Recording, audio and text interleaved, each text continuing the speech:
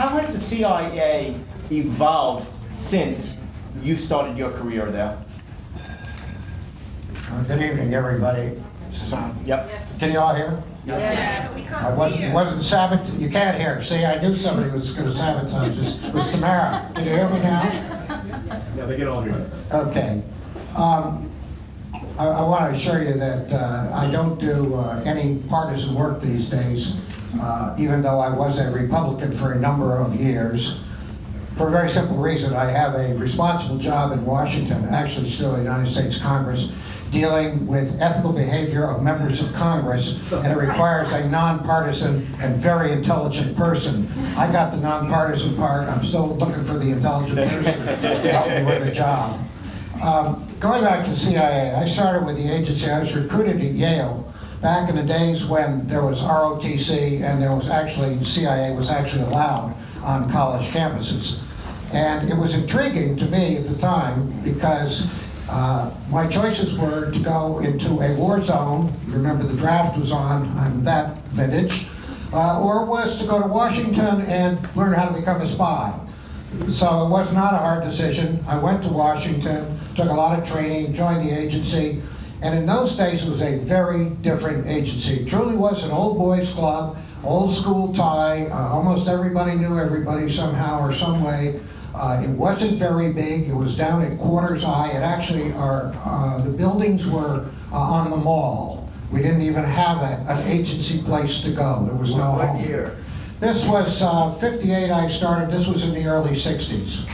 And I got married in the early 60s, and I came back from my honeymoon, and my office had moved to Langley, Virginia, and improved dramatically, I would say. I started out, I had 10 years in the clandestine services as a case officer. It was fascinating business. I loved it. I never thought I'd make a career out of it. I got taken out of action overseas. I went from working in the Western Hemisphere area over to the European theater in the Cold War, trying to deal with people who would come out from behind the curtain and talk to us. And in those days, you remember a lot of front groups. Everybody had a front group of students or labor or some group or that. We were working with a lot of those people trying to influence minds around the world and erase some of the red ink that was drifting across the map of the world as the Soviet influence was spreading. So it's a fascinating time, a lot of interesting people, a lot of challenge, young man with a job virtually unsupervised to go out and find out what's going on, and come back and tell somebody and then go out and do it again. Couldn't have been better. I got terribly sick in the job, came back, in fact, was taken to the hospital on an emergency basis while I was in Washington on consultation. Never knew what it was, some kind of systemic poisoning. The Russians were immediately suspect. Anybody who knows the Litvinenko case recently knows the Russians really love to use poison. I frankly think it was just probably bad living practices on my part that wore me down, and I got sick. But I was sick enough so that my chances of survival were not great.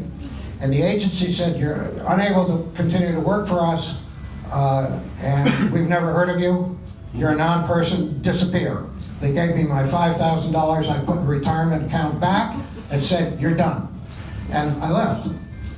And I went to Florida with my wife. We started a whole new life. Obviously, I recovered. I'm very grateful to the Lord for that. And raised a family, started a whole new life, and circumstantially ended up in Washington somewhat later. In those years, the agency changed so much so that when I got back to Washington, I almost didn't recognize it. It had in some ways become another government agency, another government bureaucracy. But once you peeled some of that back, you could still find the old esprit there and some of the people there who understood very well there's a mission. The mission is overseas information collection, human intelligence overseas. We are the external agency uniquely that gets this information and prepares it for the top leaders, our main customers, the President of the United States. That is a necessary job that still exists, but it's hard to find. You have to peel back a lot of layers of bureaucracy, and people who are worrying about where their parking places are, whether the healthcare programs are good enough, whether or not they're going to have these perks or those perks. it was very astonishing to me to find out. Well, when I was signed up, I didn't talk to my wife about what I did. You weren't allowed to. And when we went overseas, she got a briefing and said, this is what you do. You don't know what your husband does, but this is how you behave. And there was no, would you like to go or anything. It's, this is it. And that has changed very dramatically in the agency. It's still a great organization. It still has a future. We still need it very much. But there's a lot of work that needs to be done to redefine it. What does the future of the CIA look like?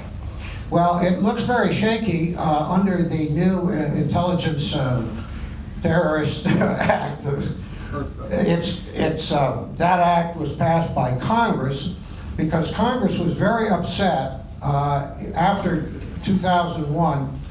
You remember there was a lot of finger pointing going on about whose fault is it that the trade towers got hit? Why wasn't intelligence on it? They missed the Cold War. They missed the whole crisis in the Soviet Union. What good are these intelligence people? They're risk averse. They're not creative. They're not doing their job.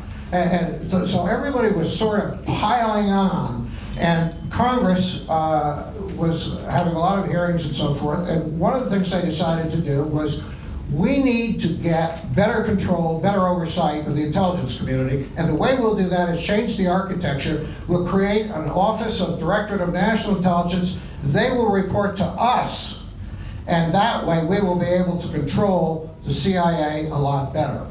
And that was part of the thinking, and that bureaucracy has taken hold. It is there.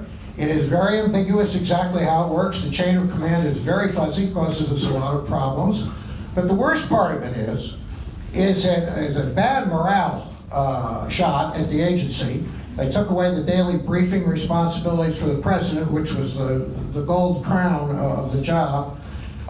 They required all kinds of reporting arrangements and kind of overview activities and so forth to Congress.